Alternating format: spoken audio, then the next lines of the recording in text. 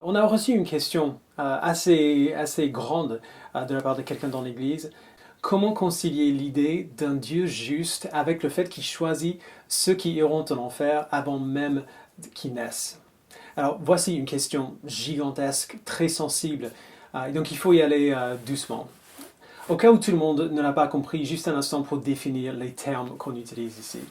Quand on parle du choix de Dieu ou de l'élection, comme la Bible dit, on parle du fait que c'est Dieu qui a choisi avant même la création du monde à qui il allait montrer sa grâce en Jésus-Christ. Alors, cette vérité rend mal à l'aise, évidemment, mais on la voit à plein des endroits différents dans la Bible. Par exemple, à la lettre de Paul aux Éphésiens, chapitre 1, versets 4 et 5, en Christ, Dieu nous a choisis avant la création du monde pour que nous soyons saints et sans défaut devant lui. Dans son amour, il nous a prédestinés à être ses enfants adoptifs par Jésus-Christ. Alors quand Paul dit nous dans ces versets, il parle de tout le monde qui a placé sa foi en Christ. Il écrit à une église, l'église d'Éphèse, dans cette lettre, et une église dont lui, il ne fait pas partie. Et donc ceux que Dieu a choisis ne se limitent pas aux chrétiens de cette église-là, il parle de tous ceux qui ont la foi en Christ de toute l'histoire. Et quand il dit choisi dans le verset 4 et prédestiné dans le verset 5, ces mots en grec veulent dire choisi et prédestiné.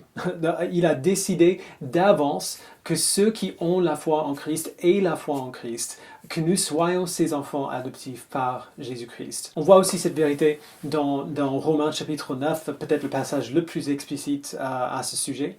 Romains 9, 15 à 18. En effet, Dieu dit à Moïse, je ferai grâce à qui je veux faire grâce et j'aurai compassion de qui je veux avoir compassion. Ainsi donc, cela ne dépend ni de la volonté ni des efforts de l'homme, mais de Dieu qui fait grâce. L'Écriture dit en effet au Pharaon, voilà pourquoi je t'ai suscité, c'est pour montrer en toi ma puissance et afin que mon nom soit proclamé sur toute la terre. Ainsi, Dieu fait grâce à qui il veut et il endurcit qui il veut. Alors pour le dire autrement, si tu as entendu l'Évangile, et tu as entendu l'Évangile comme une bonne nouvelle, et tu t'es repenti de tes péchés et as décidé de suivre Christ, ce n'est pas à cause de toi que toutes ces choses se sont passées, mais parce que Dieu a décidé de te faire grâce. Nous ne venons à Christ que si Dieu nous donne un nouveau cœur et nous fait naître de nouveau. On le voit aussi dans Éphésiens 2. Nous en avons beaucoup parlé dans cette église, et donc je ne vais pas en reparler pendant longtemps ici. Il y a beaucoup de messages disponibles sur notre site qui en parlent. La question d'aujourd'hui n'est pas qu'est-ce que la doctrine de l'élection, mais plutôt comment réconcilier l'élection avec la vérité que Dieu est un Dieu juste.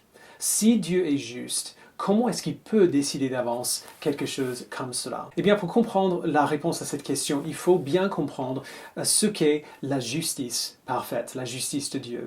Si on veut définir la justice parfaite, on pourrait dire que si la justice est parfaitement faite, tout le monde reçoit ce qu'il mérite. Dire que Dieu est un Dieu juste signifie qu'il fera en sorte que tout le monde, lui y compris, reçoive ce qu'il mérite.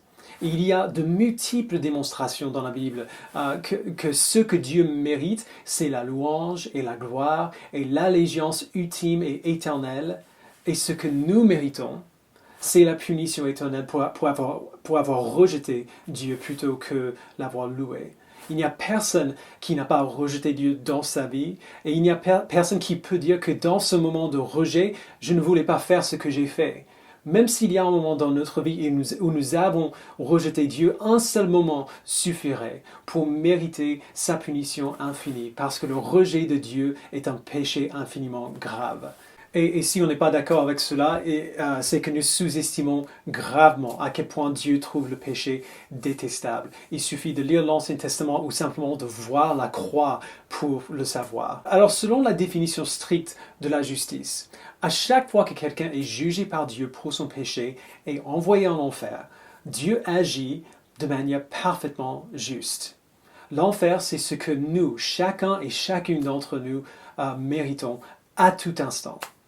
Et pourtant, pour des raisons que nous ne pouvons pas comprendre, Dieu choisit souverainement de montrer sa grâce.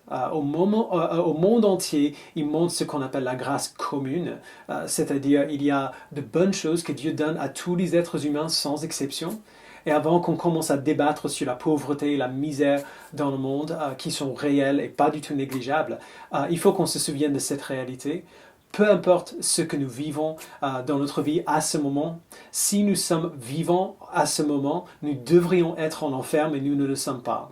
Nous sommes ici encore vivants, et c'est une grâce qu'il a donnée à nous tous. Et à certains, Dieu décide d'aller plus loin et de montrer une grâce particulière. Il a envoyé Jésus-Christ pour prendre la place de son peuple dans sa vie et dans sa mort, de souffrir la colère de Dieu contre notre péché à notre place, afin que nous ne la souffrions pas. Dans la théologie aujourd'hui, les gens posent beaucoup de questions complexes comme celle-ci, des questions sur le libre arbitre et la volonté de Dieu, du choix de Dieu et du nôtre.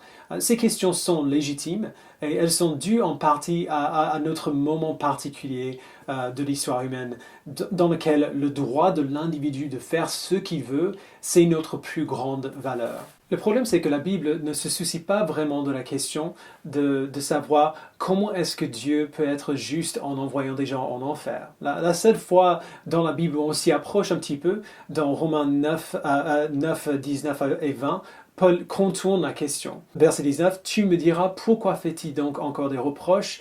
Qui peut en effet résister à sa volonté?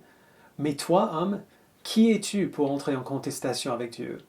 L'objet dira-t-il à celui qui l'a façonné, pourquoi m'as-tu fait ainsi? » Autrement dit, on demande à Paul comment l'élection peut aller de pair avec la justice de Dieu, et Paul répond, qui sommes-nous pour poser cette question-là? C'est lui le créateur, il peut faire de sa création ce qu'il veut. Alors pour nous, dans notre société et dans notre contexte aujourd'hui, cette question est énorme. Mais pour la Bible, elle ne l'est pas. On l'a déjà dit à bien des reprises, mais nous n'allons pas à la Bible pour trouver des réponses à nos questions. Nous allons à la Bible pour savoir quelles questions nous devrions poser. Pendant les 400 premières années de l'Église, la question qui préoccupait toute la pensée, toute la discussion dans la théologie chrétienne, c'était plutôt comment un Dieu juste peut-il sauver des hommes et des femmes pécheurs? Comment est-ce qu'on peut réconcilier l'idée d'un Dieu juste avec le fait qu'il sauve des gens qui ne le méritent pas du tout? Et il luttait avec cette question parce que c'est la question, c'est cette question-là que la Bible pose. Presque la totalité de la lettre de Paul aux Romains sert à répondre à cette question. Il la donne le plus succinctement dans Romains 3, 23 à 26. Tous ont péché et sont privés de la gloire de Dieu. Et ils sont gratuitement déclarés justes par sa grâce, par le moyen de la libération qui se trouve en Jésus-Christ. C'est lui que Dieu a destiné à être par son sang une victime expiatoire pour ceux qui croiraient. Il démontre ainsi sa justice puisqu'il avait laissé impunis les péchés commis auparavant, à l'époque de sa patience. Il la démontre dans le temps présent de manière à être juste tout en déclarant juste celui qui a la foi en Jésus.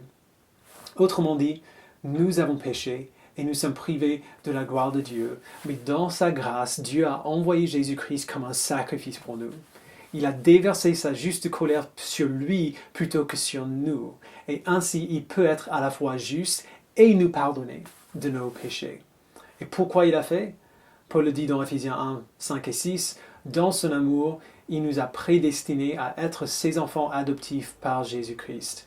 C'est ce qu'il a voulu, dans sa bienveillance, pour que nous célébrions la gloire de sa grâce, dont il nous a comblés dans le bien-aimé. » La question que les chrétiens devraient se poser n'est donc pas comment est-ce qu'un Dieu juste peut choisir ceux qui seront sauvés et ceux qui ne le seront pas, mais plutôt comment est-ce qu'un Dieu juste peut sauver qui que ce soit si on est pécheur? Et la réponse à cette question, l'évangile de Jésus-Christ devrait nous remplir de louanges et de joie et d'humilité face à ce don immérité que nous avons reçu. Merci beaucoup pour la question. Je sais que c'est une question difficile et sensible, mais j'espère que ça a aidé un petit peu. Continuez de nous les envoyer, sinon, à très bientôt.